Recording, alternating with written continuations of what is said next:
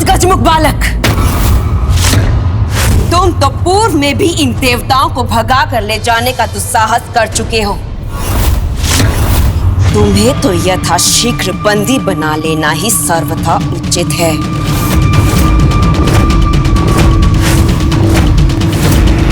अच्छा, वो तो मेरी एक भूल मात्र थी जो मेरी अज्ञानता के कारण हुई। हाँ, मुझे आभास हुआ देवता संकट में है तो मैं उनकी रक्षा करने आ गया। अब प्रथम पूज्य होने के नाते ये तो मेरा धर्म है ना। किंतु अब देखिए ना, उसी भूल का इतना उत्तम परिणाम हुआ कि मुझे देवताओं के मुख से आप जैसे महान जलंधर जी का परिचय प्राप्त हुआ।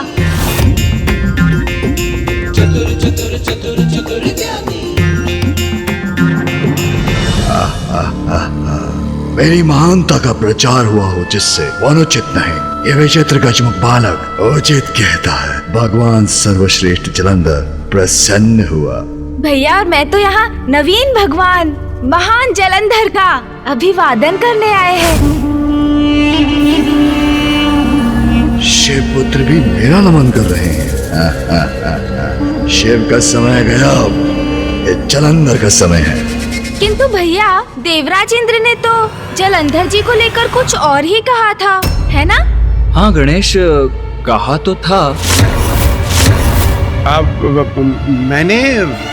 मैंने क्या कहा था प्रथम पूज्य गणेश जी? क्या कहा था इसने?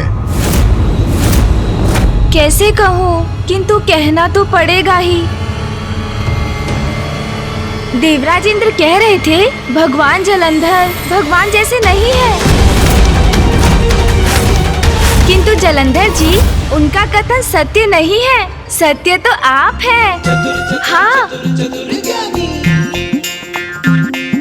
इतने राजसी हाव भाव, ऐसे सुंदर वस्त्र, इतने बहुमूल्य आभूषण।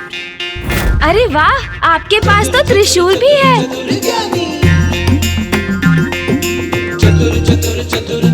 है ना भैया?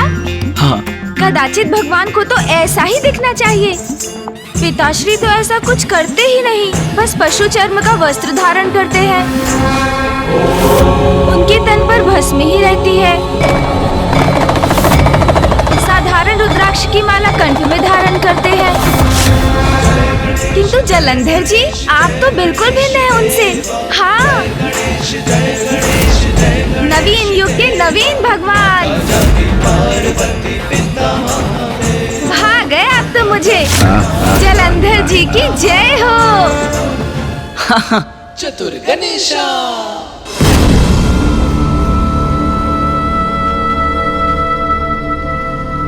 अच्छा, तो अब जलंधर जी ये भी बता दीजिए कि भैया और मेरा निवास कहाँ होगा?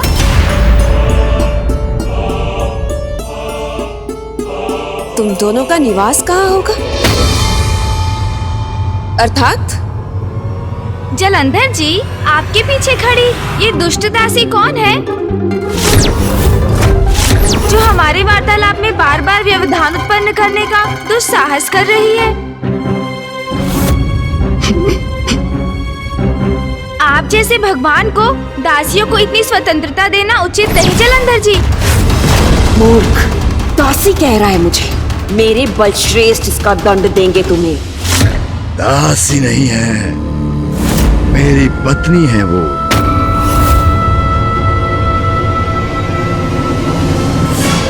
अच्छा, जो भी है, आप हमें हमारा कक्ष दिखा दीजिए। भैया और मैं वहाँ जाकर थोड़ा विश्राम करेंगे।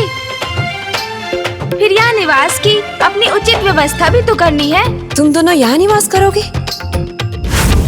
देवराजेंद्र, आपने इन्हें नहीं बताया क्या? क्षमा कीजिए प्रथम पूज्य गणेश जी, मैं भगवान जी को बताने ही वाला था, किंतु वो अच्छा, समय नहीं मिला आपको? कोई बात नहीं, मैं बता देता हूँ। जलंधर जी, मैं प्रथम पूज्य हूँ और मेरे भैया कार्तिकेय देव सेनापति। किंतु अब आप ही नवीन भगवान हैं, तो हम दोनों का आपके साथ ही निवास करना उचित है। ये शिव पुत्र यहाँ क्यों निवास करना चाहते हैं? शरणागत को ठुकराना तो भगवान के लिए उचित नहीं, किंतु इन पर मुझे विश्वास भी नहीं। भैया, मुझे प्रतीत होता है कदाचित जलंधर जी हमारे निवास के विचार से प्रसन्न नहीं। उचित है, कोई बात नहीं। चलिए हम अपने कैलाश लौट चलते हैं भैया। हाँ गणेश, चलो। वहाँ हम पिताश्री के साथ रहेंगे और वहीं से हमारे समस्त कार्य भी करेंगे। मैं भावी युद्ध के लिए पिताश्री के सुझाव से रणनीति की रचना भी किया करूंगा। जलंधर जी कोई बात नहीं, किंतु आप जैसे नवीन भगवान से भेंट कर मुझे बहुत आनंद आया। भैया और मैं अपने दायित्व निभाने में अत्यंत व्यस्त रहते हैं, किंतु जब भी समय होगा हम पुनः आपसे भेंट करने चले आया करेंगे। अब आप हमें अनुमति दीजिए। प्रथम पूज्य और देव सेनापति तो अत्यंत महत्वपूर्ण देवता हैं। ये दोनों यहाँ रहेंगे तो मैं इनके सभी कार्य प्रभावित कर सकता हूँ। यदि ये कैलाश लौट गए तो वो शिव इनकी योजनाएं निर्धारित करेगा।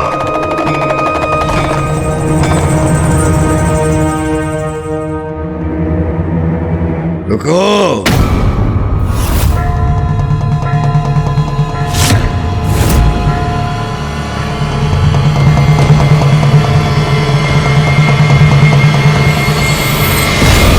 भगवान अपनी शरण में आए अपने भक्तों को अपना शरणागत बनाता है। उचित है तुम दोनों यही निवास करोगे।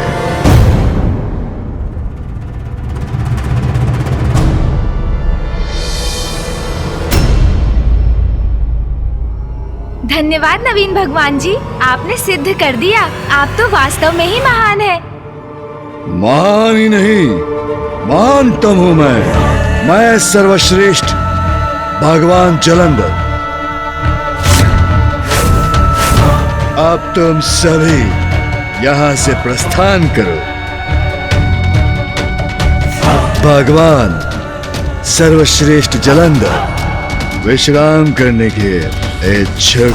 स्वयं को भगवान कहने वाले जलंधर, अब आपका अहंकार ही आपको विनाश की ओर धकेल देगा। जितना विश्राम करना चाहते हो कर लो जलंधर, क्योंकि अब शीघ्र ही तुम्हारा संकट काल प्रारंभ होगा।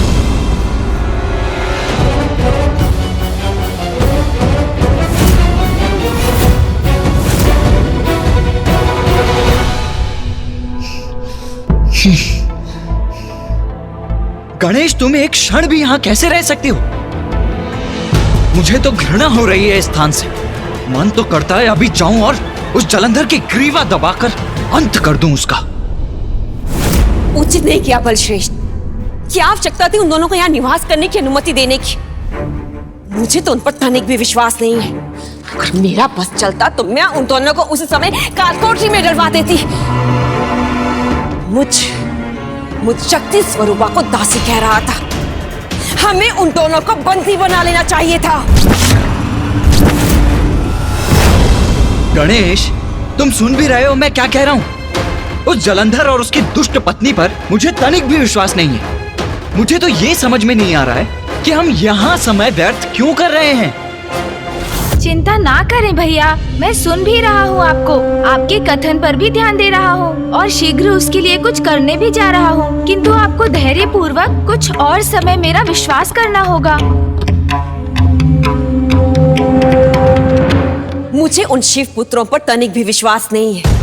वो कचमुख गणेश तो फिर भी उचित है, शांत है। उसकी बुद्धि और चतुराई का बखान बढ़ा चढ़ा कर किया जाता है। उससे हमें कोई संकट नहीं। किंतु वो कार्तिकेय, यदि दृष्टि से कोई किसी का संहार कर सकता तो वो कार्तिकेय हम दोनों का अंत कर चुका होता।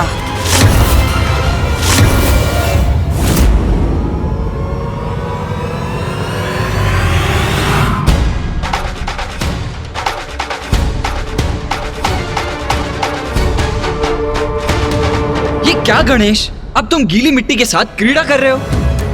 तुम करना क्या चाहते हो? कुछ समझाओगे मुझे?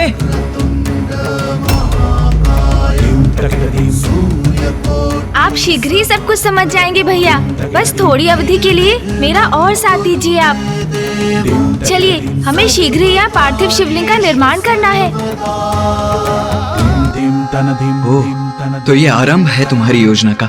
हमें उन दोनों का अंत कर देना चाहिए। शांत हो जाओ वृंदा, शांत हो जाओ वृंदा। शिव पुत्र समझ चुके हैं, उनकी पिता की सत्ता का समय अब समाप्त हुआ। शरणागत बने हैं हमारे, प्रसन्न हुआ। भगवान सर्वश्रेष्ठ जलंधर प्रसन्न हुआ। और तुम्हें भी प्रसन्न होना चाहिए।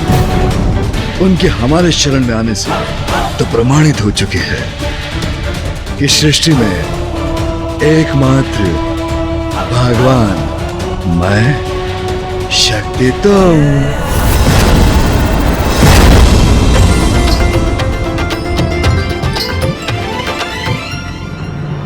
अब शीघ्र अतिशीघ्र समस्त संसार में मेरे नाम का जाप होगा।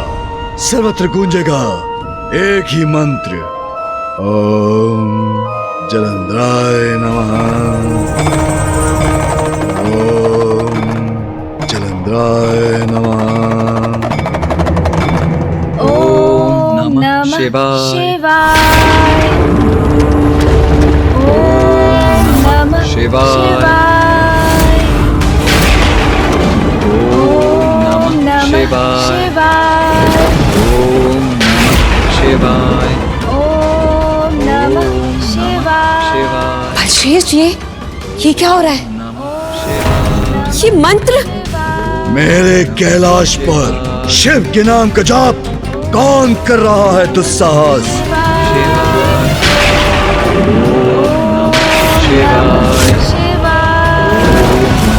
शिवाय। बलश्रेष्ठ, ये स्वर तो भवन के भीतर से आ रहा है। कोई भीतर ही हमारे साथ घात कर रहा है। कभी सहन नहीं करूंगा। मेरे भवन में मेरे विरोधी के मंत्रों का जाप मृत्यु निकट है उसकी। मसल कर रख दूंगा अभी की अभी।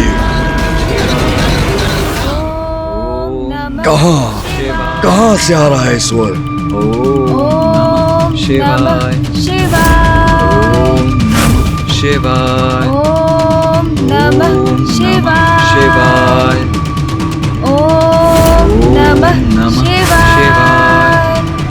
इसी कक्ष के भीतर से आ रहा है स्वर। ओम नमः शिवाय। नमः शिवाय। ओम नमः शिवाय। ओम नमः शिवाय। ओम नमः शिवाय। नमः शिवाय। ओम नमः शिवाय।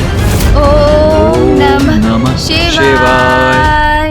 ओम नमः शिवाय। नमः शिवाय। शिवाय। ओम नमः शिवाय। ओम नमः शिवाय। ओम नमः शिवाय। शिवाय। मैंने आपसे कहा था बलश्रेष्ठ कि इन शिव पुत्रों पर विश्वास करना उचित नहीं है, क्योंकि इन पर विश्वास में भी विष का ही वास है। और इसी विष के बीज ये शिव मंत्र का जाप करके बो रहे हैं। बलश्रेष्ठ, ये आपकी प्रभुता, आपकी सत्ता के प्रति अविश्वास जगाने का प्रयास कर रहे हैं। उचित कह रही हो वृंदा। विष दंश के समान प्रतीत हो रहा है मुझे ये स्वर। सपोले अवश्य मुझे यहाँ डसने का विचार लेकर आए हैं। बंद करो इस शिव के मंत्र का जाप अभी की अभी।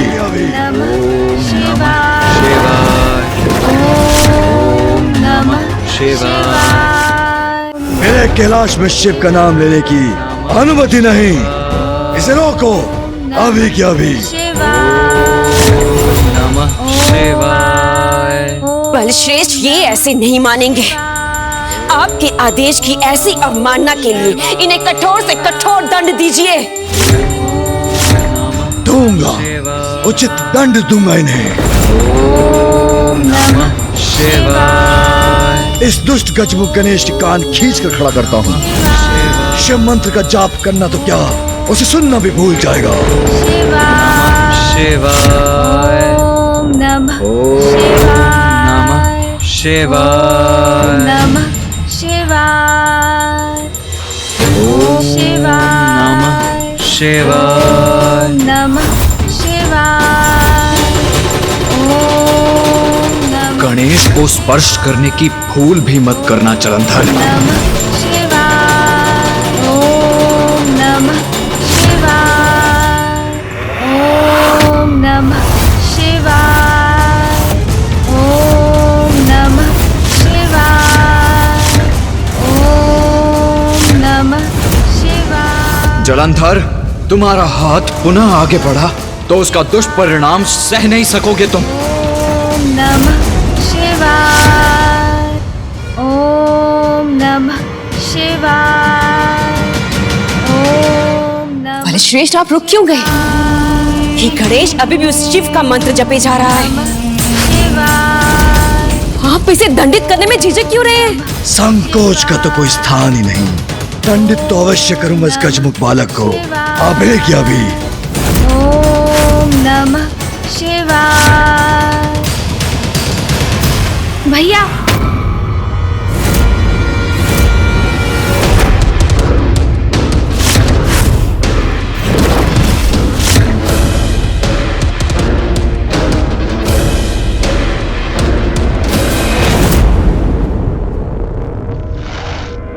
अरे चिंता मत करो गणेश, मैं अधिक कुछ नहीं कर रहा था। मैं तो मात्र इन्हें घंटी ध्वनित करने का अवसर प्रदान कर रहा था। घंटी तो ध्वनित हो चुकी है दुस्साहसी पुत्र। तुम्हारे संकट के आरंभ की घंटी।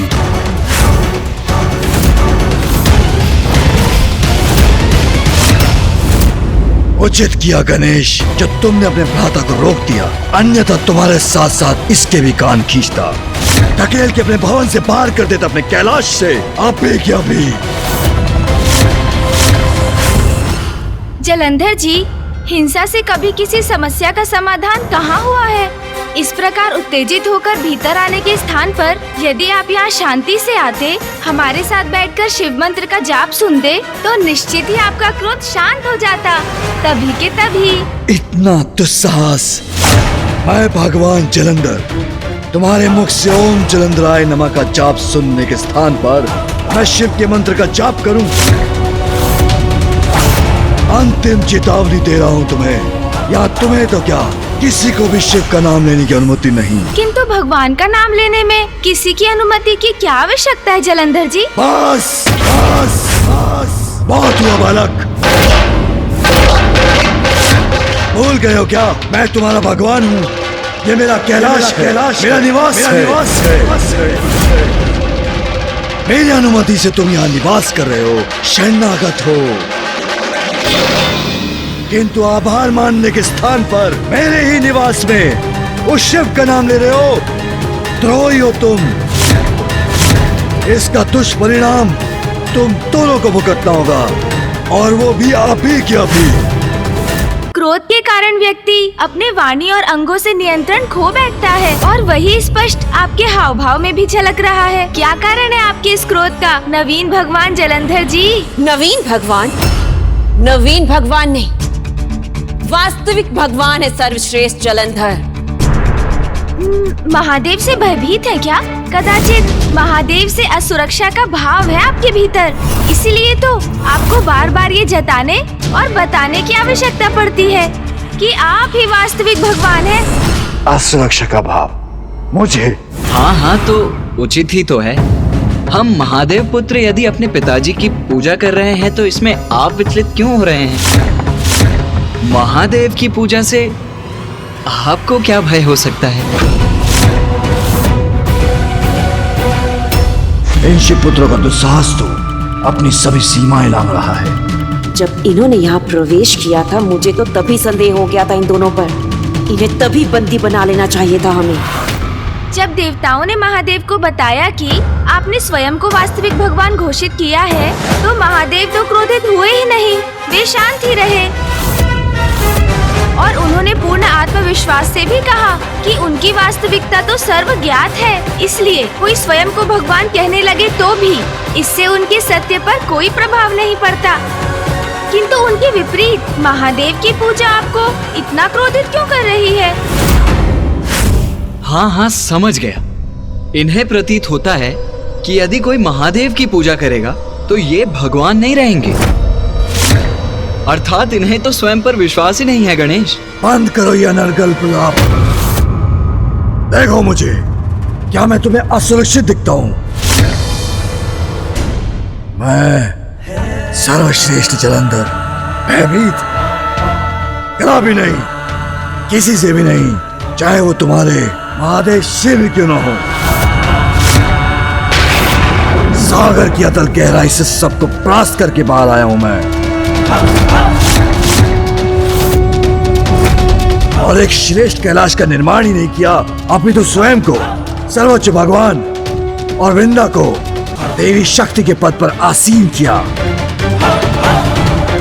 पशु चर्म धारण कर न जाने किसके ध्यान में लीन रहता है तुम्हारा पाखंडी शिव। यदि वो स्वयं भगवान है तो किसके ध्यान में लीन रहता है? वे तो निरंतर अपने ही ध्यान में खोए रहते हैं, स्वयं में ही रमे रहते हैं महादेव, क्योंकि वो ही शक्ति और शांति दोनों के ही स्रोत है। इसलिए उनके मुख पर सदा आनंद और संतुष्टि का भाव रहता है। अलौकिक, अद्भुत, परम आनंददायक है महादेव शिव के दर्शन, जो कोटि कोटि जन्मों के कठिन तप के बाद ऋषियों, देवताओं और उनके भक्तों को प्राप्त होता है। सभी उन्हीं से जन्म पाते हैं और अंततः उन्हीं में विलीन हो जाते हैं। हम भी यही आस लेकर उनकी साधना रूपी प्रयास कर रहे हैं। किंतु जलंधर जी, आप तो उस उथली नदी के समान हैं, जो छलकती जाती है। अपनी अज्ञानता के कारण अहंकारी बन धीर गंभीर सागर की गहराई को समझे बिना उससे स्पर्धा करने का दुस्साहस करती है, किंतु सागर को प्रभावित नहीं कर सकती। अहंकार और क्रोध जैसी दुष्टता की जननी है अज्ञानता जलंधर जी। यहाँ महादेव पुत्रों से उनको लेकर प्रश्न करना आपकी अज्ञानता का ही लक्षण है। आप उनकी शक्ति, उनकी महिमा से परिचित नहीं, तो प्रथम पूज्य होने के नाते महादेव की वास्तविकता, उनकी महानता से आपका परिचय करवाना मेरा कर्तव्य है। बस करो, हमें तुमसे कुछ भी सुनने या जानने की कोई वृंदा, बोलने दो उसे। इतना जो गुणगान कर रहा उस महादेव का, तो मैं भी तो सुनूं। कौन है ये शिव? क्या विशेष है शिव में, जिसकी क्रोधाग्नि से उत्पन्न हुआ मैं, जिससे कहीं अधिक श्रेष्ठ हूं मैं? हाँ? क्यों प्रसन्न कर रहे हो इसे? ये जो भी वस्तु है, इसकी पूजा क्यों करते हो तुम? शिवलिंग है ये, इसका कोई स्पष्ट स्वरूप नहीं, इसलिए एक प्रकार से आपका इन्हें वस्तु बुलाना उचित है, क्योंकि ये अरूपी है, भगवान के निर्गुण रूप का प्रतीक है। क्योंकि भगवान का कोई रूप नहीं और उनके अनेकों रूप है, इसलिए उन्हें किसी एक रूप में कैसे बांधा जा सकता है। किंतु ध्यान से देखने पर एक स्पष्ट आकार, एक रूप भी दिखाई देता है, अर्थात ये एक रूपी भी है, भगवान के सगुण रूप का प्रतीक है, जो उचित भी है, क्योंकि सर्वव्यापी भगवान का वास तो सभी चर अचर जीवों में है, तो इस रूप में क्यों नहीं। जिसे आप वस्तु पुकारते हैं, वास्तविकता में वो महादेव का सबसे पावन, सबसे पवित्र स्वरूप शिवलिंग है ये। तुम्हारे अनुसार ये किसी में भी है, ये रूपी भी है, आरूपी भी है, निर्गुण भी है, सगुण भी है, तो अपनी पूजा के लिए यही रूप क्यों चुना इसने?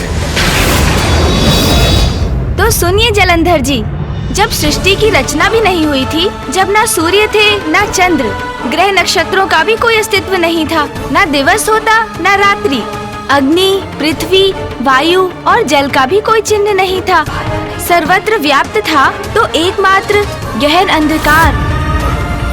किंतु उस गहन अंधकार में भी एक शून्य रूपी परम शक्ति परमेश्वर निराकार रूप में व्याप्त थे, और जब पुनः सृष्टि की रचना का समय आया, तब उन निराकार परमात्मा ने अपनी लीला से परम पुरुष शिव और उनके साथ शक्ति को प्रकट किया। वो ईश्वर जो अपने मस्तक पर आकाश गंगा को धारण करते हैं, जिनके 5 मुख हैं और जिनका प्रत्येक मुख त्रिनेत्र युक्त है, जिनकी 10 भुजाएं हैं।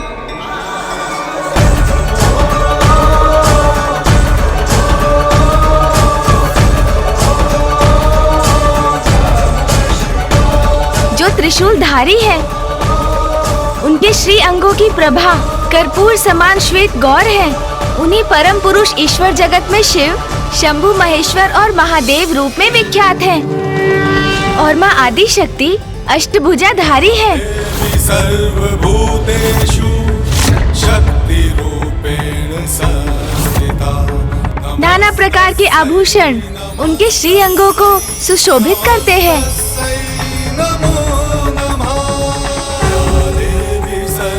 उनके खुले नेत्र खिले हुए कमल के समान है और उनका मुखमंडल उनके अपार तेज से जगमगाता है।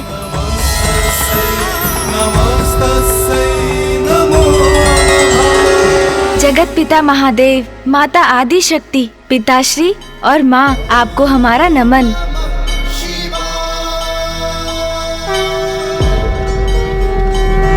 मेरी उपस्थिति में उस शिव के प्रति इनकी ये भक्ति, मेरा ऐसा निरादर कदापि सहन नहीं करूंगा मैं। क्या हुआ जलंधर जी? अब समझे आप कि पिताश्री अर्थात शिव जी स्वयं परम ब्रह्म से प्रकट हुए हैं और माता आदि शक्ति के रूप में है उनकी शक्ति। ये है वास्तविक शिव और शक्ति और ऐसी अद्भुत है उनकी महिमा। तो इसमें कौन सी महानता की बात है? एक प्रकार से मैं भी दिव्य प्रकाश, दिव्य अग्नि, क्रोधाग्नि से उत्पन्न हुआ हूँ। जलंधर जी, मात्र उत्पन्न होने से कोई भगवान नहीं बनता। सृष्टि की रचना और फिर प्रलय होने तक, सुचारू रूप तक उसका संचालन और फिर प्रलय के उपरांत पुनः नवीन सृष्टि की रचना और इसी प्रकार सृष्टि के निर्माण और विघटन के चक्र को स्थापित रखना है भगवान का दायित्व। आप तो मात्र इस मिथ्या कैलाश का निर्माण कर स्वयं को भगवान ही समझने लगे। मिथ्या है मेरा कैलाश? नहीं, मिथ्या है तुम्हारी बातें। अभी तक तो तुमने मुझे ये नहीं बताया कि इसके पीछे कथा क्या है। क्या संबंध है शिवलिंग का शिव से? क्यों कर रहे हो तुम उसकी पूजा? बताओ। अवश्य बताऊंगा जलंधर जी, आपकी जिज्ञासा शांत करूंगा।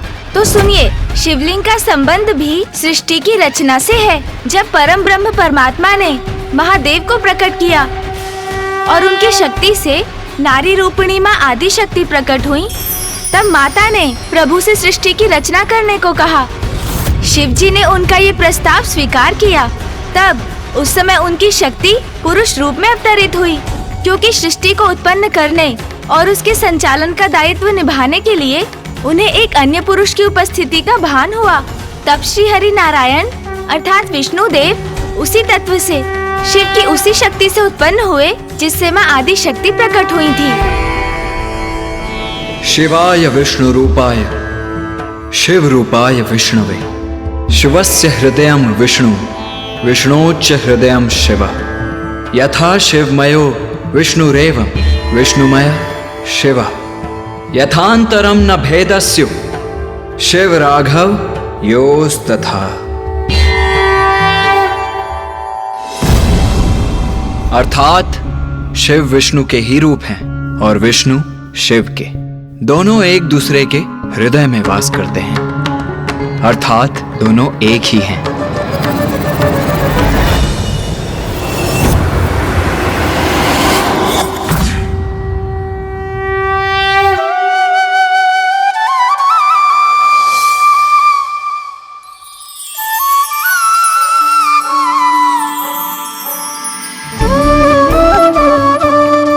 विष्णुदेव, अब आप तप में लीन हो जाइए, क्योंकि तप ही समस्त कार्यों को पूर्ण करने का साधन है।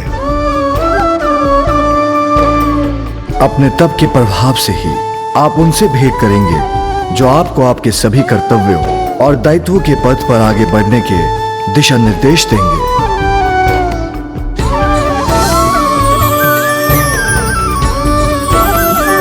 महादेव शिव जी के निर्देश अनुसार विष्णुदेव गहन तप शयन में लीन हो गए, जिसके परिणाम स्वरूप उनके अंगों से अनेक जलधाराएं प्रस्फुटित हुईं और वही ब्रह्म रूप जल अपने स्पर्श मात्र से समस्त पापों के लिए विनाशकारी सिद्ध हुआ।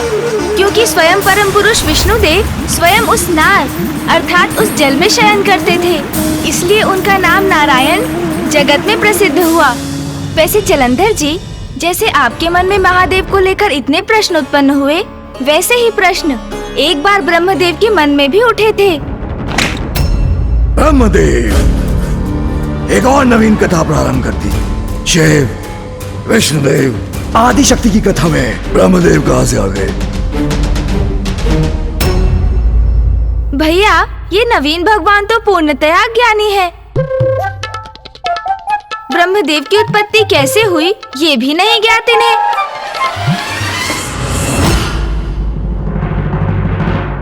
अज्ञानता के कलश को ज्ञान से भरना, भूले को मार्ग दिखाना, यही तो हमारा कर्तव्य है गणेश। उचित है भैया, जलंधर जी को ये ज्ञान भी दे देते हैं। मुझे ज्ञान का दान दोगे तुम? मात्र सहन कर रहा हूँ तुम्हें, जिससे मुझे ज्ञात हो सके कि तुम्हारे मन में क्या है। अन्यथा अपनी एक हुंकार से ही तुम्हारा संहार कर देता। अरे, आप किस विचार में खो गए जलंधर जी? तो सुनिए, जब श्री हरि नारायण जल में शयन कर रहे थे, श्री हरि नारायण के ध्यान के फल स्वरूप महादेव की इच्छा से विष्णुदेव की नाभि कमल से ब्रह्मदेव को साथ लिए एक दिव्य कमल प्रकट हुआ। और जब ब्रह्मदेव ने अपने नेत्र खोले तो उन्होंने स्वयं को नितांत एकांत में पाया। तब उनके मन में अनेकों प्रश्न थे, किंतु उनका उत्तर देने वाला कोई नहीं दिखाई दिया उन्हें। मैं कौन हूँ? मैं कहाँ से उत्पन्न हुआ हूँ? क्या कार्य है मेरा? ब्रह्मदेव अपने अंतर्मन में उत्पन्न हुए इन प्रश्नों से जूझ रहे थे। उनका उत्तर पाने के लिए, ये ज्ञात करने के लिए कि उनके सिवाय भी इस समस्त संसार में किसी और का अस्तित्व है भी अथवा नहीं, तब उन्होंने उस दिव्य कमल से नीचे आने का निर्णय लिया। और नीचे आने पर उनके समक्ष थे नारायण। नारायण हूं मैं। आपकी उत्पत्ति मुझसे ही हुई है ताकि आप सृष्टि का सृजन कर सकें, जिसके पश्चात उस सृष्टि का संरक्षण का दायित्व मैं निभा सकूं। तब ब्रह्मदेव के भीतर ज्ञान का जागृत होना शेष था, इसलिए उनके भीतर अहंकार ने जन्म ले लिया। क्या हुआ? रोक क्यों गए? कुछ नहीं, बस मुझे ये स्मरण हो आया कि उस समय जो मन स्थिति ब्रह्मदेव की थी, वो ही अभी आपकी भी है। अज्ञान और अहंकार का ऐसा ही दुष्प्रभाव उन पर भी था। आपसे मैं उत्पन्न हुआ हूँ, ये आप कैसे कह सकते हैं? मेरा अस्तित्व अवश्य आपकी उत्पत्ति से कहीं पूर्व में हुआ है। आपका ये विश्वास आपकी भ्रांति है। मैं तो अनंत काल से यहाँ उपस्थित हूँ। कमल सिंहासन पर मेरा आसन आपसे कहीं उच्च था, जिसका अर्थ ये है मुझसे नीचे जो भी हैं, सभी पर दृष्टि बनाए रखने का दायित्व है मेरा। आप तो मुझसे कहीं नीचे हैं, यहाँ सागर में स्थित।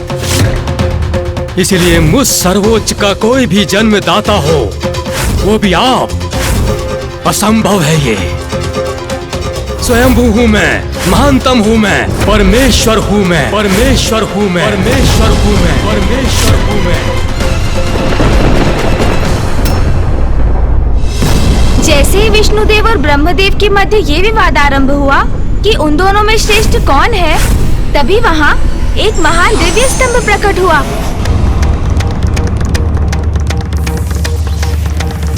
आप दोनों में महान कौन है, इसका निर्णय करने के लिए आप दोनों को इस अग्नि स्तंभ का और छोर ज्ञात करना होगा। जो सर्वप्रथम इसमें सफल होगा वही श्रेष्ठतम कहलाएगा। उचित है, उचित है।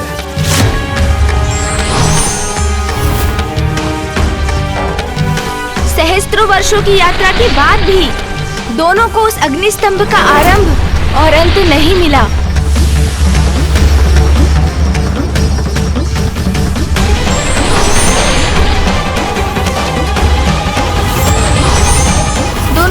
निराश होकर लौटने पर विवश हो गए और अचंभित होकर उस अग्नि स्तंभ के विषय में विचार करने लगे।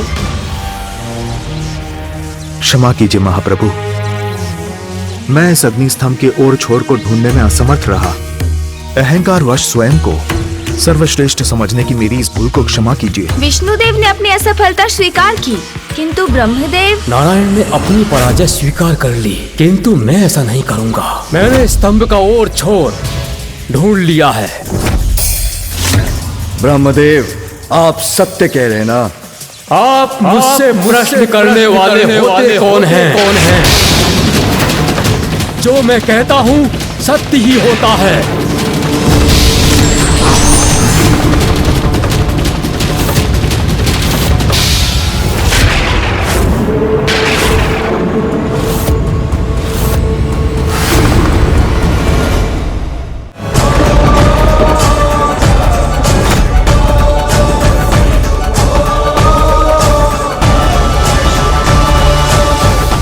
आपको कोटि कोटि नमन प्रभु।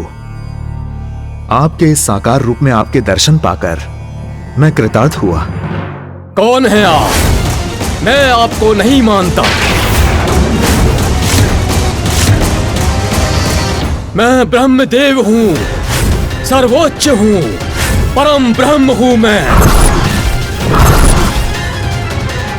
तुम कौन हो?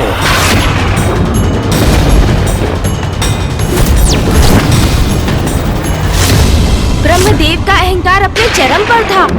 उनके मिथ्या वचन और अहंकार से महादेव क्रोधित होने लगे और तब क्रोधवश महादेव ने ब्रह्मदेव को उनके अहंकार का दंड देने के लिए काल भैरव को प्रकट किया।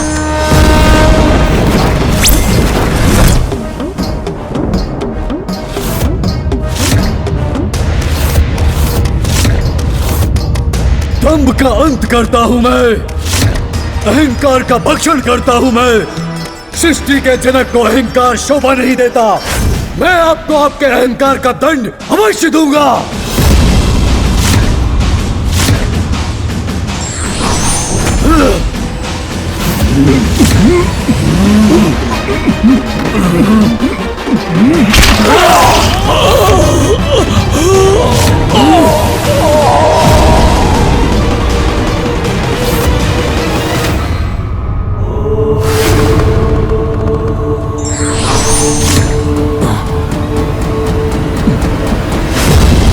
क्षमा प्रभु, मुझे क्षमा कीजिए।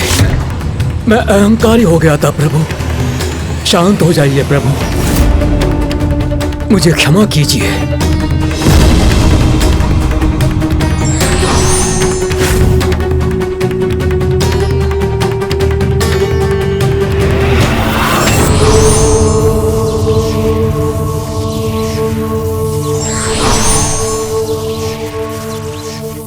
और तब विष्णुदेव और ब्रह्मदेव को उस दिव्य अग्नि स्तंभ में ओम के दर्शन हुए और ओम का नाद भी सुनाई दिया।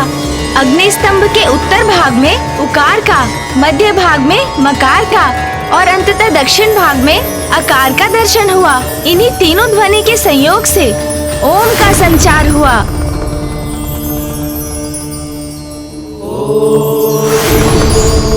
मुझे ज्ञात हो गया प्रभु, आप ही हमारे जनक हैं।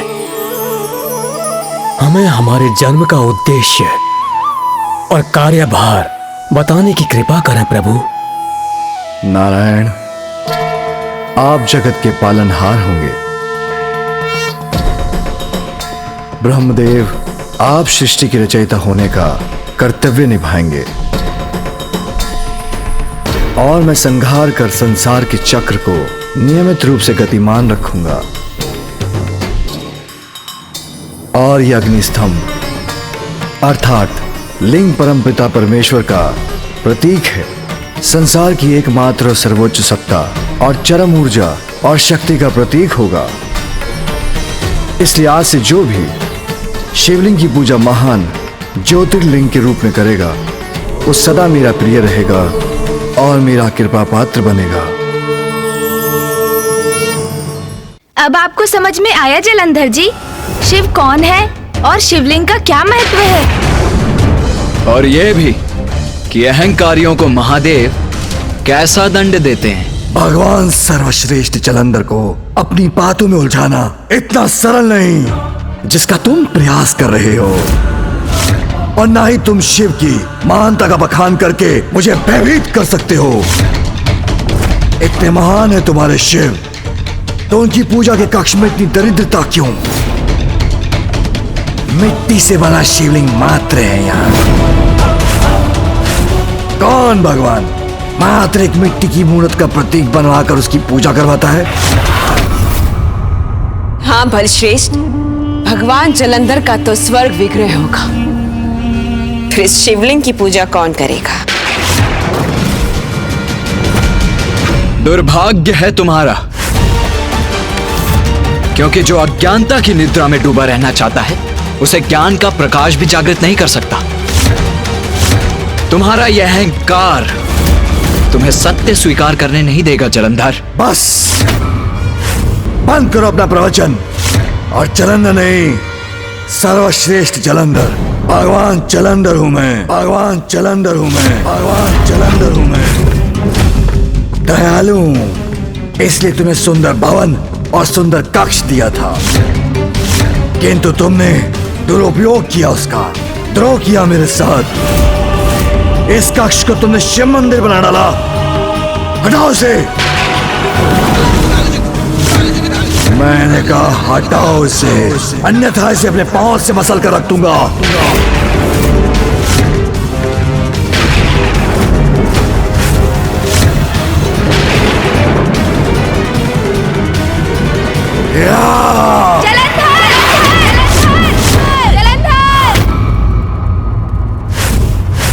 गणेश,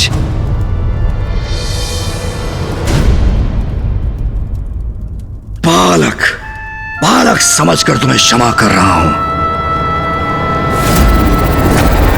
देखा गणेश, कितनी असुरक्षा का भाव है जलंधर जी में। हाँ भैया, अब इनकी असुरक्षा मुझे स्पष्ट दिखाई दे रही है। ऐसा कोई भाव नहीं है मुझ में। भगवान जलंधर हूं मैं। ऊंचे स्वर में कुछ कहने से वो सत्य नहीं होता जलंधर जी। ये आपकी असुरक्षा और हीनता का ही तो भाव था, जिसके कारण आप शिवलिंग को यहाँ से हटाना चाहते थे। हाँ, यदि आपको अपनी शक्ति पर पूर्ण विश्वास होता तो शिवलिंग के यहाँ स्थित होने पर भी आप पर उसका प्रभाव क्यों पड़ता? असुरक्षा का भाव ही नहीं, उसमें पूर्णतः डूबे हुए हैं आप। नहीं, ऐसा नहीं है। ये प्रमाणित करूंगा मैं। ये शिवलिंग यहीं स्थित रहेगा।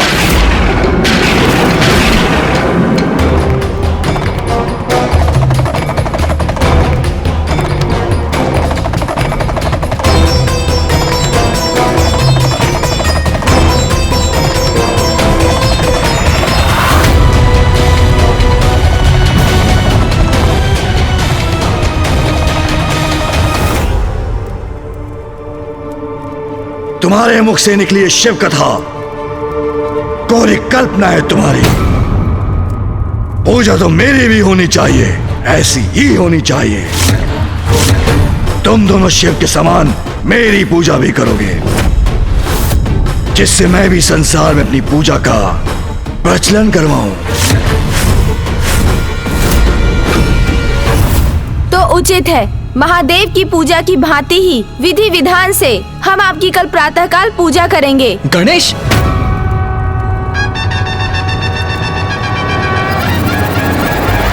उचित है, उचित है। जलंधर प्रसन्न हुआ। शिव के समान ही मेरी पूजा होनी चाहिए, पूर्ण विधि विधान से। ओम जलंधराय नमः, ओम जलंधराय नमः, ओम जलंधराय नमः।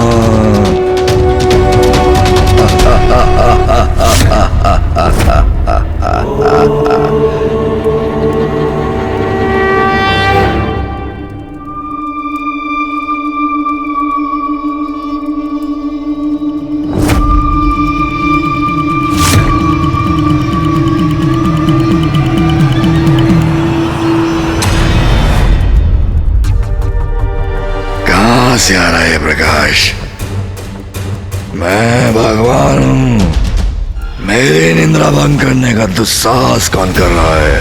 प्रिय बलश्रेष्ठ, निद्रा भंग हो गई तो मदिरा पान करके पुनः निद्रा मग्न हो जाइए। अभी तो बहुत भोर है, मुझे भी निद्रा का आनंद लेने दीजिए।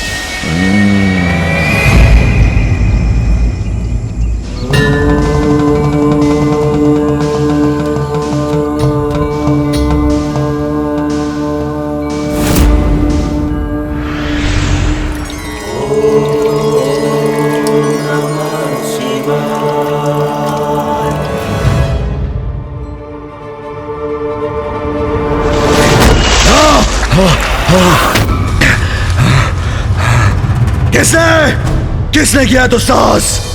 मुझ पर चढ़ डाला, निद्रा भंग की मेरे।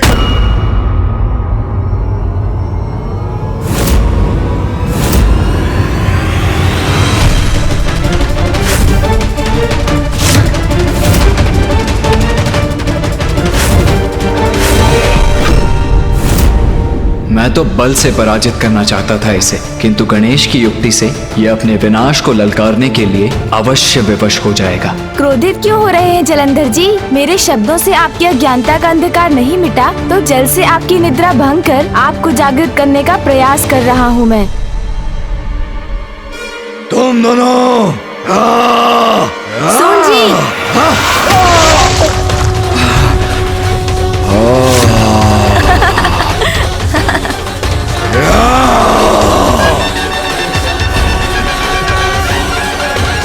ये क्या कर रहे हो तुम दोनों? जलाभिषेक। देखा, आपका जलाभिषेक कर रहे हैं हम। आप ही ने तो कहा था कि पूर्ण विधि विधान के साथ आपकी पूजा होनी चाहिए, महादेव के समान। ये तो आरंभ है जलंधर जी। बस बस, बहुत हुआ तुम्हारा ये दुस्साहस। हम पर जल उड़ेल कर तुमने हमारे विश्राम में विघ्न डाला है। अरे नहीं नहीं, आपका अभिषेक थोड़ी ना किया है हमने, मात्र जलंधर जी पर जल उड़ेला है अनुज विघ्नहर्ता गणेश ने,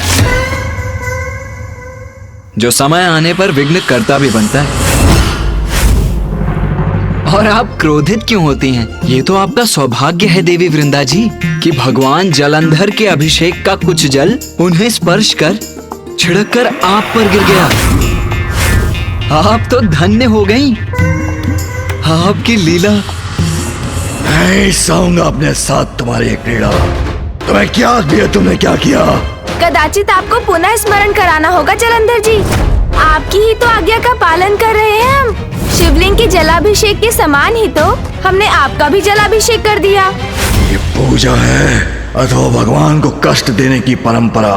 जल में जैसे डूब कर निकला हूँ मैं। वैसे तो ये अभिषेक जल के अतिरिक्त दुग्ध, दही, घी, मक्खन, गन्ने के रस, मधु आदि से भी किया जाता है। यदि ये सब भी यहाँ उपलब्ध होते तो कदाचित आप और अधिक तृप्त होते। किंतु क्या है ना जलंधर जी कि आपके इस विशाल कैलाश और भव्य भवन में ना ये सभी सामग्रियां तो हमें प्राप्त हुई ही नहीं। इसीलिए मात्र जल का प्रयोग करने पर विवश हो गए हम। क्यों अनुज? हाँ देवी वृंदा जी, मैं आपको एक सुझाव दूं क्या? हमारे कैलाश पर तो माँ अर्थात माता पार्वती इनका प्रबंध रखती है। अब यहाँ आपको इनका ध्यान देना चाहिए, क्योंकि भगवान जलंधर का अभिषेक तो महत्वपूर्ण है ना। उचित विधि विधान से ही होना चाहिए जलाभिषेक। देवी शक्ति को उलाहना देगा ये गजमुख, मुझे मेरा कर्तव्य समझाएगा। समझ रहे हैं ना आप मैं क्या कह रहा हूँ?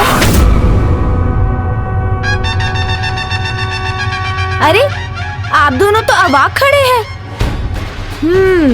अभी निद्रा के अंधकार से मुक्त जो नहीं हुए हैं, किंतु अंधकार से प्रकाश की ओर जाकर कभी ना कभी तो जागृत होना ही होगा ना आपको। किंतु जो होता है उचित समय पर ही होता है। अभी प्रातः काल का समय है तो ये तो भगवान की पूजा का समय है। आपकी उत्सुकता थी ना महादेव की पूजा की विधि विधान जानने की, उन्हीं के समान अपनी भी पूजा करवाने की। तो विधान तो आपने अनुभव कर ही लिया, अब इसका अर्थ भी समझ लीजिए। समुद्र मंथन के समय महादेव ने जगत कल्याण के लिए हलाहल विष का पान किया था, जो आज तक उनके कंठ में स्थित है, और उसी हलाहल विष की उष्णता से महादेव को कष्ट होता है। इसीलिए जलाभिषेक करने से महादेव को इससे शीतलता प्राप्त होती है, उन्हें शांति मिलती है, इसीलिए तो उनका जलाभिषेक किया जाता है। तो देखा जलंधर जी, ऐसे भगवान है महादेव, जिन्होंने संपूर्ण सृष्टि की रक्षा के लिए स्वयं हलाहल विष का पान किया, और जिसे अपने कंठ में धारण कर सदा उसका भयंकर ताप सहते हैं। वो हलाल विष का पान कर ताप सहता है तो सहे शिव, मैं सदा मदिरा पान करता हूँ। भोग विलास प्रिय है मुझे, और हो भी क्यों नहीं भगवान जो हूँ मैं। अब आप ही बताइए नवीन भगवान जलंधर जी, क्या आप ऐसा त्याग कर सकते हैं?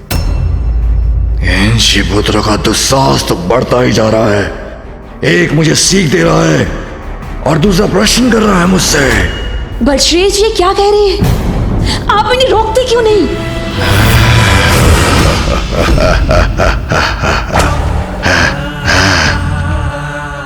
भूल कर रहे हो तुम दोनों, बहुत बड़ी भूल कर रहे हो। मेरी शक्ति का अनुमान नहीं है तुम्हें।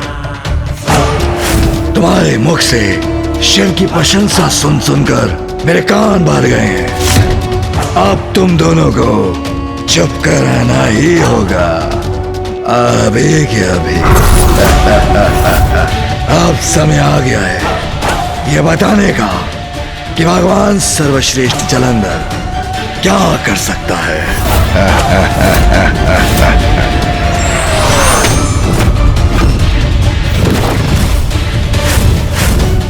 अब प्रिय बलश्रेष्ठ अपने बल का प्रदर्शन करेंगे तो श्वास कंठ में अटक जाएगी इन दोनों की।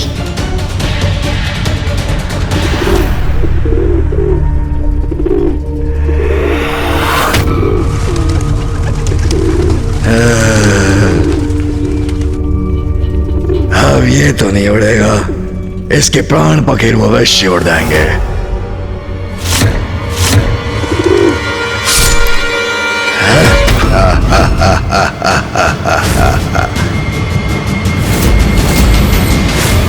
असहायों पर वार करने वाले भगवान कदापि नहीं बन सकते।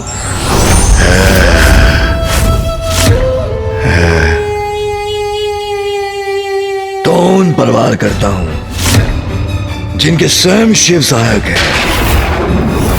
तुम शिवपुत्र उचित है, सर्वथा उचित है।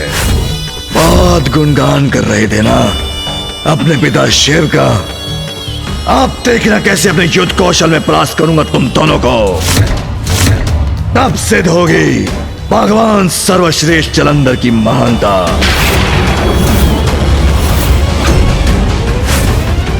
किंतु जलंधर जी, अभी तो आपका अभिषेक शेष है। हाँ? ये क्या कह रहा है? मुझे कोई नहीं रोक सकता अब। हाँ? शिवपुत्र होगा, भगवान सर्वश्रेष्ठ जलंधर का अभिषेक अवश्य होगा, किंतु युद्ध में मेरी श्रेष्ठता प्रमाणित होने के बाद। हाँ?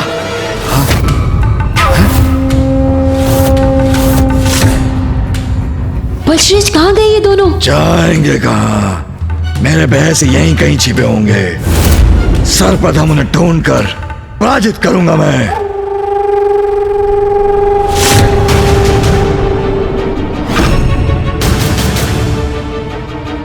यहाँ तो कहीं नहीं दिखाई दे रहे। शिवपुत्रों कहाँ छिप कर बैठे हो? बाहर निकलो, अबे क्या अबे? मैंने आपसे पहले ही कहा था कि उन्हें यहाँ निवास करने की अनुमति मत दीजिए। नहीं, कहीं रहने के योग्य नहीं रहेंगे आज अपनी पराजय के बाद। इन्हें इनका उचित स्थान दिखाऊंगा मैं आज, और अभी क्या अभी।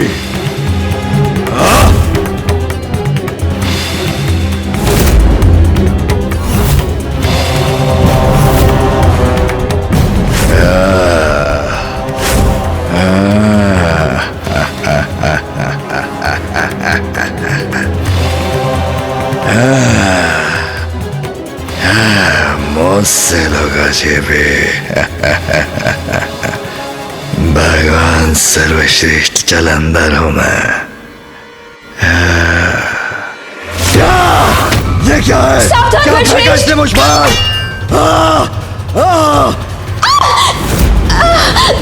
बलश्रेष्ठ मेरी दृष्टि, कुछ दिखाई नहीं दे रहा मुझे। मेरे नेत्र भी चल रहे हैं। कैसा विष है ये? क्या फेंका मुझ पर?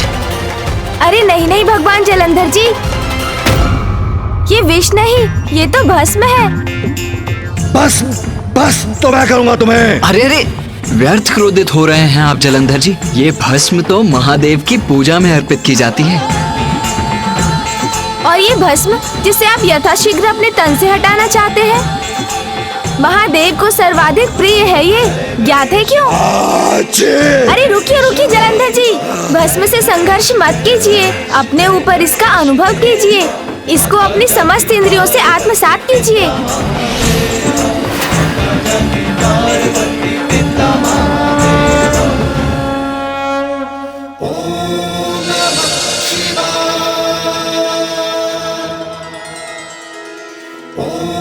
तन पर है मेरे, किंतु कष्ट नहीं दे रही मुझे।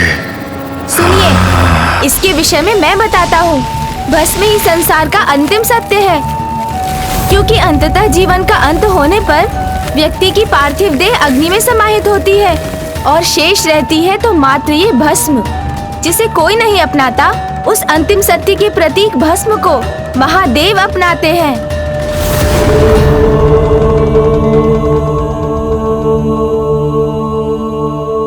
अब कहिए जलंधर जी, क्या आप अपने इस विशालकाय भवन के राजसी ठाट बाट को त्याग कर इस भस्म को अपना सकते हैं?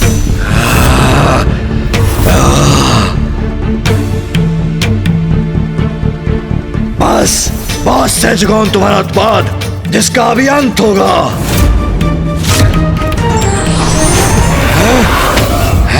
ये क्या है? कहाँ शिवपुत्रो, मेरे समक्ष आओ अभी क्या भी।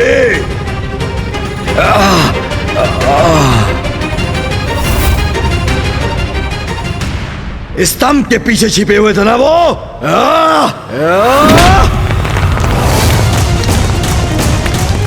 कहाँ गए?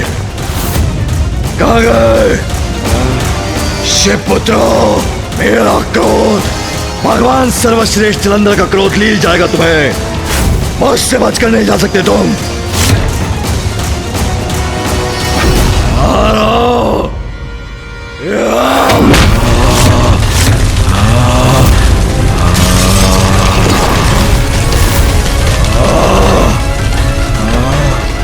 छोड़ो नहीं, मेरे समक्ष आओ। कहाँ छिपे हो मेरे शिवपुत्रो? पृथ्वी में समा गए अथवा वायु उड़ा ले गई तुम्हें? बलश्रेष्ठ, वो देखिए। भाग दिखाओ।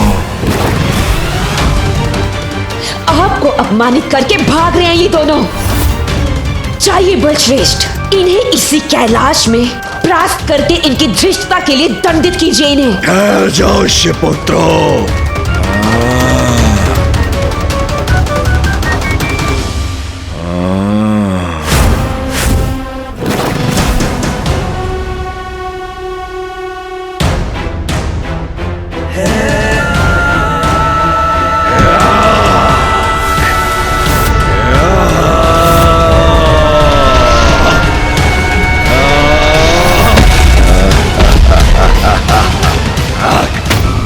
भगवान सर्वश्रेष्ठ जलंधर दंडित किए बिना तुम्हें जाने नहीं देगा।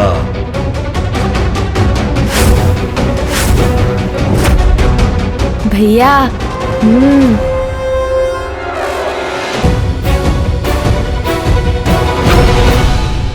बस बहुत हुआ तुम दोनों का प्रपंच।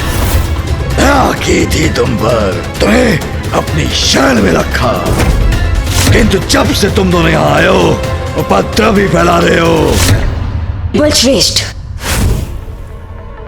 इनसे बात करने में अपना समय व्यर्थ मत कीजिए। कौन है ये? क्या है इनका अस्तित्व? क्या है इनका स्थान? देव सेनापति प्रथम पूज्य, हमें इन दोनों की कोई आवश्यकता नहीं है, क्योंकि देवताओं के सेनापति अब आप हैं बलश्रेष्ठ।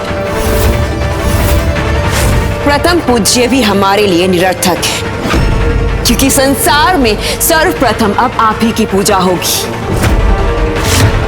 ये दोनों हमारे लिए व्यर्थ हैं। इन दोनों का तो अंत ही उचित है।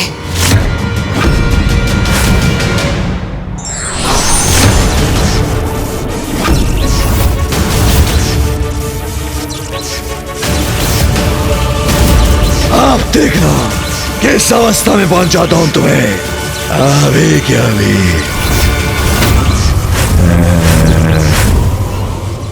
भैया, चाहे कुछ भी क्यों ना हो जाए, किंतु आप अपना संयम मत खोइएगा।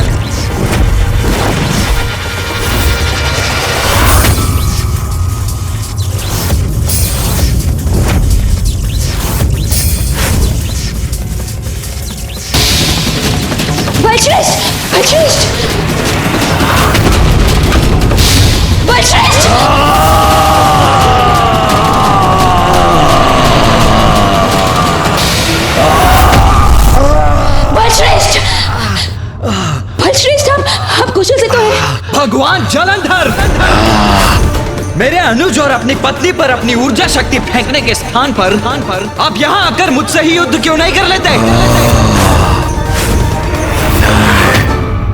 याक, मैं करूंगा जो पूर्व में करना चाहिए था मुझे। आनंद आएगा अपने हाथों से मसल कर तुम दोनों को। अपार आनंद आएगा।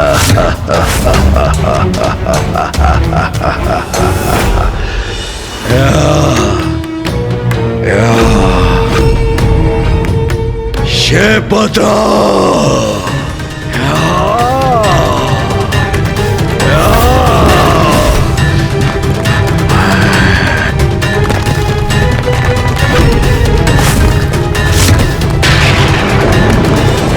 शेपत्रा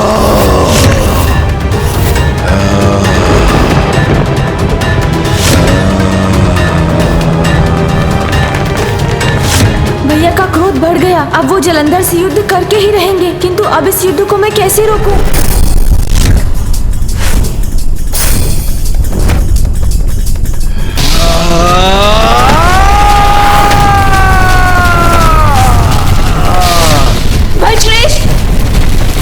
बलश्रेष्ठ के साथ ये क्या हो रहा है? क्या हुआ जलंधर जी?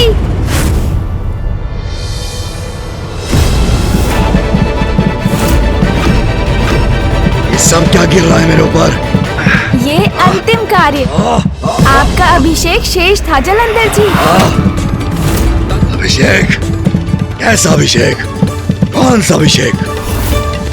ये क्या है? ये तो धतूरा है जलंधर जी, सबसे उपेक्षित फल, किंतु जो महादेव को सर्वाधिक प्रिय है।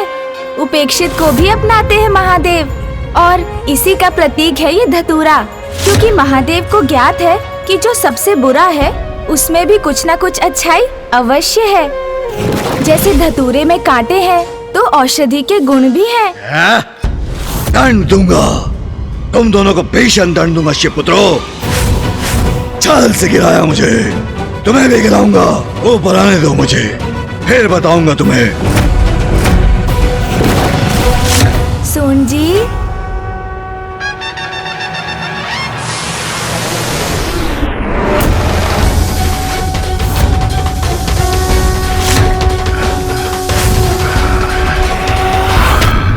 बलश्रेष्ठ, ये क्या नर्क कर दिया तुम दोनों ने? यदि बलश्रेष्ठ को नाग ने धंस लिया तो? स्थिर रहूंगा मैं तो ये नाग शांत रहेगा। फिर कोई उपाय सोचूंगा इसका। अरे अरे देवी, नाग तो महादेव के आभूषण हैं। इसीलिए तो उन्हें भुजगेंद्र हरण भी कहते हैं। क्यों गणेश? और आप व्यर्थ चिंतित हो रही हैं, जिसे विस्मय समझकर सभी स्वयं से दूर रखते हैं।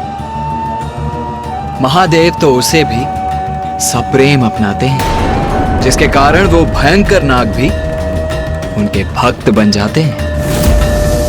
नाग का आभूषण? नहीं, ये उचित नहीं है। नाग शिव का होगा आभूषण, किंतु मेरे प्रिय बलश्रेष्ठ ऐसा नहीं करेंगे। जलंधर जी, कहिए, क्या आप अपने स्नेह से इस नाग को अपना भक्त बना सकते हैं? भक्ति तो शक्ति से ही जागृत होती है। अपनी शक्ति से सबको चुका दूंगा मैं। इस नाग को भी। सर्वश्रेष्ठ ईश्वर किसी के वश में नहीं रह सकता।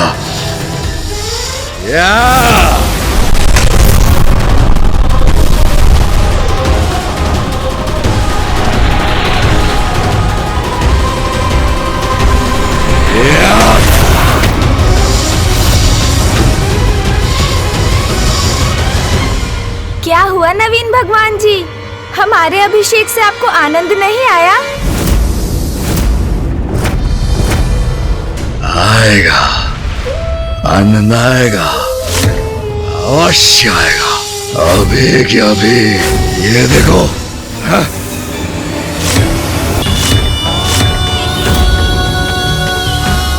प्रेम से नहीं, आतंक से, अपनी अपार शक्ति से आतंकित करूंगा समस्त संसार को मैं, और सभी को अपना भक्त बनाऊंगा। भगवान सर्वश्रेष्ठ जलंधर हूं मैं। शासन करना जानता हूं मैं, विरोधी को मसलना और उसका दमन करना भी जानता हूं। विवश कर दूंगा सभी को मुझे भगवान मानने के लिए, क्योंकि उनका वास्तविक भगवान अब मैं हूं।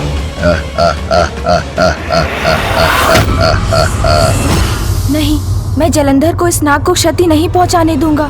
जलंधर जी, ये क्या प्रमाणित करने का प्रयास कर रहे हैं आप? क्या लगता है आपको कि इस नाग का अंत कर आप नवीन भगवान के रूप में स्वीकार कर लिए जाएंगे?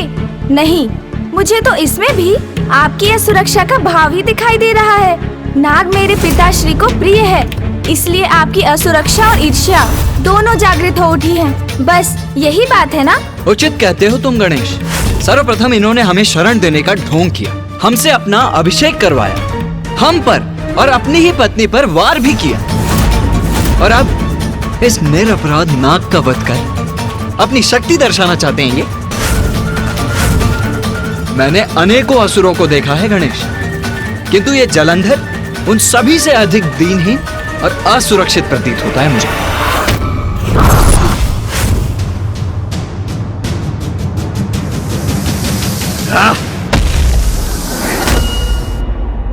असुरक्षा का भाव नहीं है मुझ में।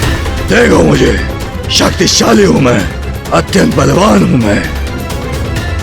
भगवान सर्वश्रेष्ठ जलंधर हूं मैं। जाने दिया उस दुष्ट नाग को।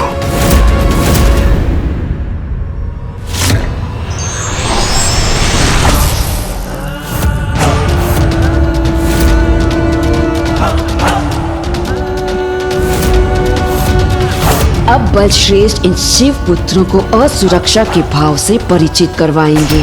मात्र कहने से, स्वयं को भगवान घोषित करने से कोई भगवान नहीं बनता। अभी तो भगवान को तो संसार के लिए बड़े दायित्व उठाने पड़ते हैं। जलंधर जी, भगवान बनने योग्य कोई भी कार्य किया है क्या आपने?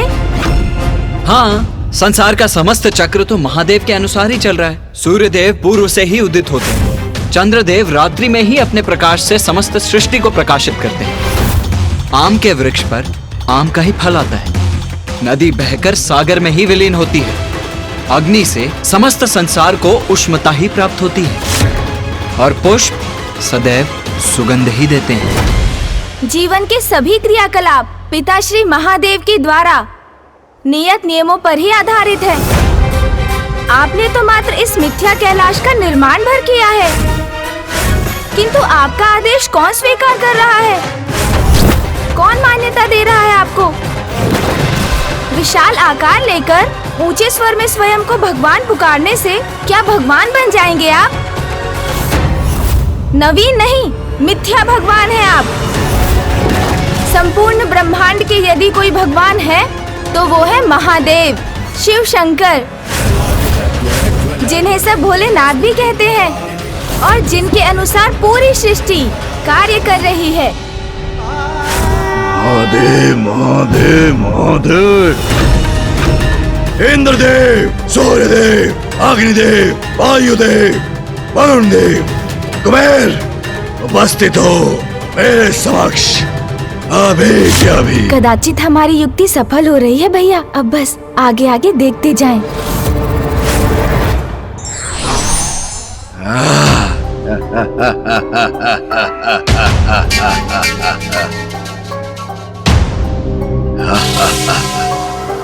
नवीन भगवान जलंधर जी, आपने हमें बुलवाया? हाँ, बुलाया, अवश्य बुलाया। सुनो तुम सभी, तुम्हारा नवीन भगवान होने के नाते मेरा आदेश है तुम्हें, आज से तुम्हारे समस्त कार्य मेरे नियमों के अनुसार होंगे। और वो नियम बहुत सरल है। आज तक तुम जो भी करते आए हो, कल से उसके विपरीत करोगे।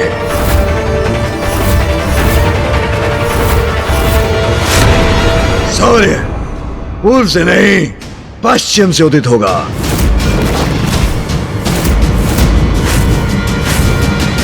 पश्चिम से?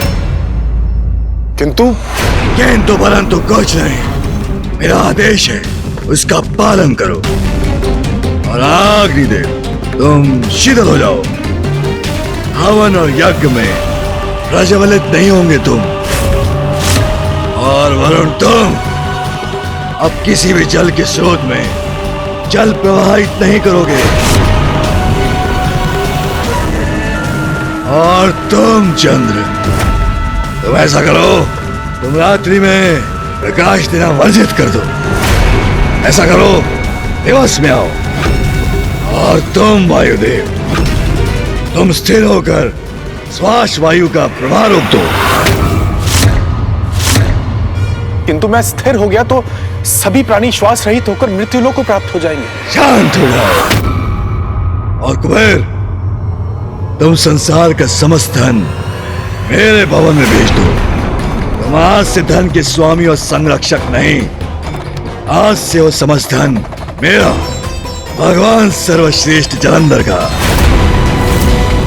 और इंद्रदेव, स्मरण रहे, आज से न विद्युत होगी, न मेघ, न वर्षा। समझ गए? बन गए नियम। भगवान जी, ये कैसे संभव है? हमारे कार्य हमें महादेव ने निर्धारित किए, और यदि हम ये कार्य नहीं करेंगे तो सृष्टि अपना नियमित संतुलन खो बैठेगी, सर्वनाश होगा प्रभु। और हम जो भी कार्य करते हैं, जैसा भी करते हैं, उसके पीछे एक गुण कारण है। और महादेव के अनुसार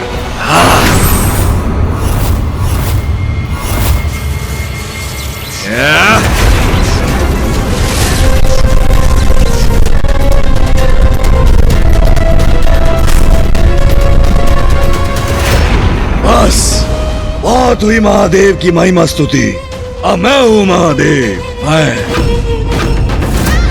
आज से मेरे समक्ष शिव के नाम का उच्चारण मत करना। कौन है ये शिव? नियम स्थापित करने वाला। भगवान सर्वश्रेष्ठ जलंधर की सत्ता में एक मेरा ही नियम रहेगा, और तुम उन नियमों का पालन करोगे।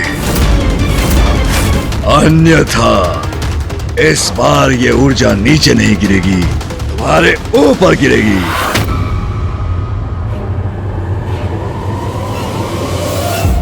अपने आप को अति महत्वपूर्ण समझने की भ्रांति मत पालो देवताओं, क्योंकि यदि भगवान जलंधर चाहे तो तुम सब के स्थान पे अभी के अभी नवीन देवता स्थापित कर दे।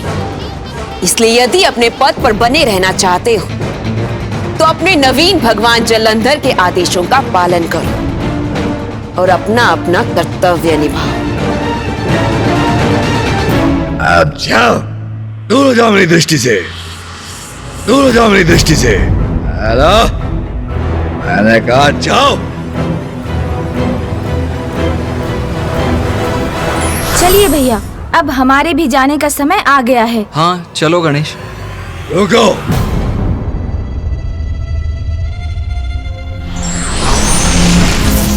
कहाँ जा रहे हो तुम दोनों? उनके पास। किन के पास? अरे उन्हीं के पास। स्पष्ट कहो, किन के पास? विचित्र है आप जलंधर जी, दुविधा में ही डाल देते हैं। स्वयं आदेश देते हैं कि आपके समक्ष उनका नाम मत लेना, और अब उन्हीं का नाम लेने के लिए विवश भी कर रहे हैं।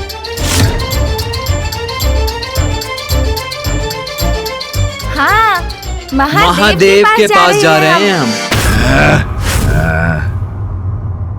क्यों? अब वहां जाकर कोई और षड्यंत्र रचना है क्या? नहीं परम देवी, जलंधर जी ने संसार के नियमों में इतने भारी परिवर्तन कर दिए हैं कि जिनकी सूचना तो हमें शिव जी को देनी ही होगी, क्योंकि ये परिवर्तन तो उन्हें कदापि नहीं भाएंगे। नहीं भाएंगे उसे, तब तो अवश्य जाओ, जाओ। हाँ, उससे कहना मत भूलना, अति शीघ्र नवीन भगवान सर्वश्रेष्ठ जलंधर शिव के भी नवीन कर्तव्य निर्धारित करेंगे। ये दोनों यहाँ आए थे तो इतना उपद्रव मचाया था इन्होंने। मुझे शंका हो रही है कि कहीं वहां जाकर कोई और संकट ना उत्पन्न करे हमारे लिए। अच्छा, जैसी आपकी आज्ञा नवीन भगवान जलंधर जी। स्वयं शिव पुत्र मेरा संदेश पहुंचाएंगे शिव को। भगवान सर्वश्रेष्ठ जलंधर प्रसन्न हुआ। नहीं नहीं, मेरी शंका निराधार है। प्रिय बलश्रेष्ठ तो सर्वशक्तिमान है, भगवान है, कोई संकट उनका स्पर्श भी नहीं कर सकता। कितना भी अट्टहास कर लीजिए जलंधर जी, अब पिताश्री का क्रोध अवश्य जागृत होगा और उसके पश्चात फिर शेष नहीं रहेंगे आप।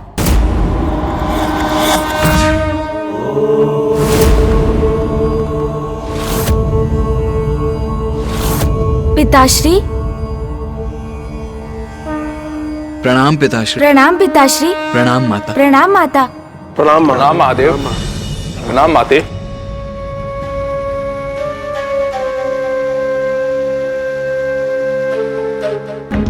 क्या हुआ? आप सभी इतने चिंताग्रस्त क्यों हैं? वो पिताश्री, सभी देवता अपने अपने संशय दूर करने के लिए आपके समक्ष प्रस्तुत हुए हैं। संशय? कैसा संशय देवराज? देवगण? देव, मुझे आपसे ज्ञात करना था कि मैं अपने वज्र का क्या करूं। वज्र का क्या करूं? यह कैसा प्रश्न है देवराज? आपको ज्ञात नहीं है? क्षमा कीजिए महादेव, मैं बताता हूं।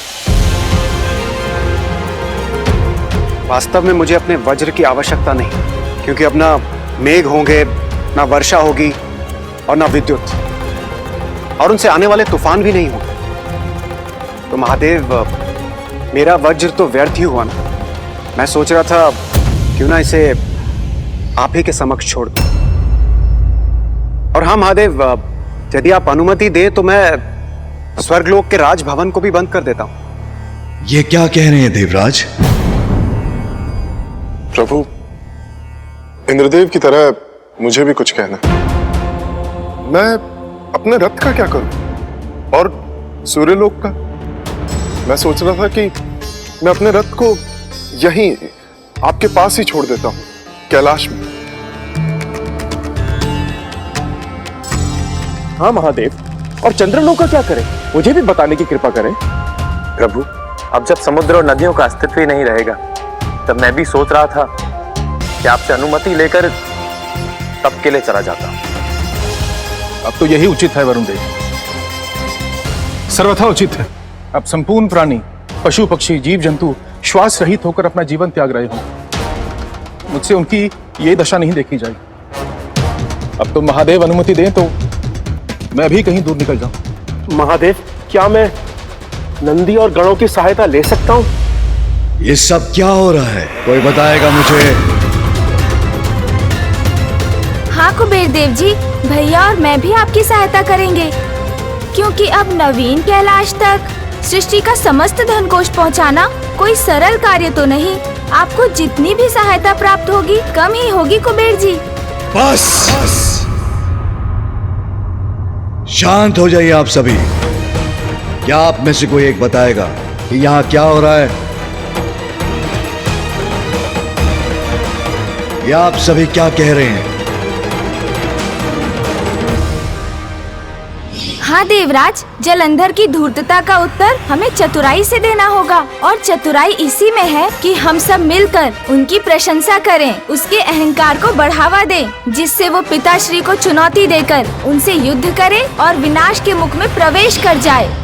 पिताश्री, मैं क्षमा चाहता हूँ और मुझे पूर्ण विश्वास है कि आप मुझे अवश्य क्षमा कर देंगे, किंतु मुझे और अन्य देवताओं को ये सब करना पड़ा, आपसे ये सब कहना पड़ा, क्योंकि जलंधर की समस्या का हल तो युक्ति से ही संभव था, जिससे कि आप स्वयं उनको दंड देने के लिए तत्पर हो जाएं।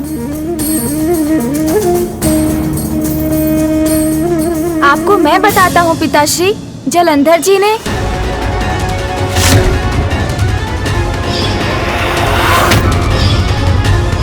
तुम्हारा वास्तविक भगवान मैं हूँ।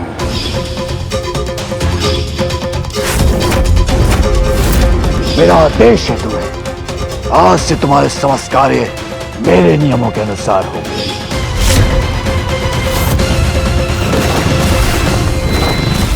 पिताश्री, देवता अब विवश हो चुके हैं। जलंधर ने स्पष्ट कहा है कि यदि अब उसकी अवज्ञा हुई तो वो सभी को दंडित करेगी। ये सत्य है पिताश्री, किंतु आपने तो पूर्व में ही स्पष्ट कर दिया था कि आप न जलंधर से कुछ कहेंगे न उनके विरुद्ध कुछ करेंगे। हाँ, मैंने अवश्य कहा था, जब तक वो सृष्टि को हानि नहीं पहुंचाएगा, जब तक कोई बड़ा अपराध नहीं करेगा, तब तक मैं उसे दंडित नहीं करूंगा। उचित है प्रभु, किंतु प्रतीत तो ये हो रहा है कि उसका बड़ा कदम किसी बड़े अपराध से कम नहीं। हमारा देवत्व व्यर्थ हो गया प्रभु, इसीलिए हमारे होने न होने से और देवता पद पर आसीन होने न होने में कोई अंतर नहीं है प्रभु। अब तो अतिशीघ्र इस सृष्टि का सर्वनाश निश्चित।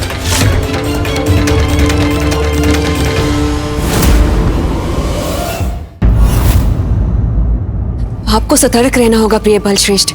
आपको स्मरण तो है ना कि असुर गुरु शुक्राचार्य ने आपसे क्या कहा था? कभी भी किसी भी अवस्था में आप शिव अथवा उसके कैलाश के निकट कभी नहीं जा सकते।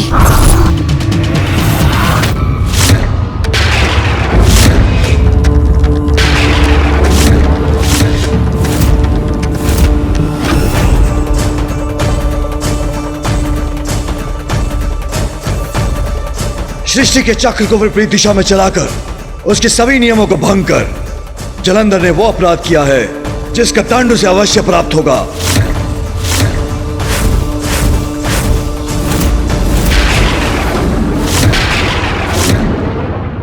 वृंदा, जलंधर मूर्ख नहीं है, सर्वश्रेष्ठ है जलंधर, भगवान है जलंधर।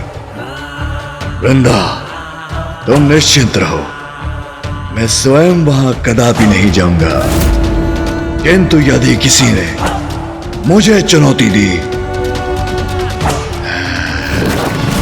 तो कोई मुझे रोक भी नहीं पाएगा। मुझे भय है कि कहीं प्रिय बलश्रेष्ठ से ऐसी कोई भूल ना हो जाए जो उन्हें संकट में डाल दे।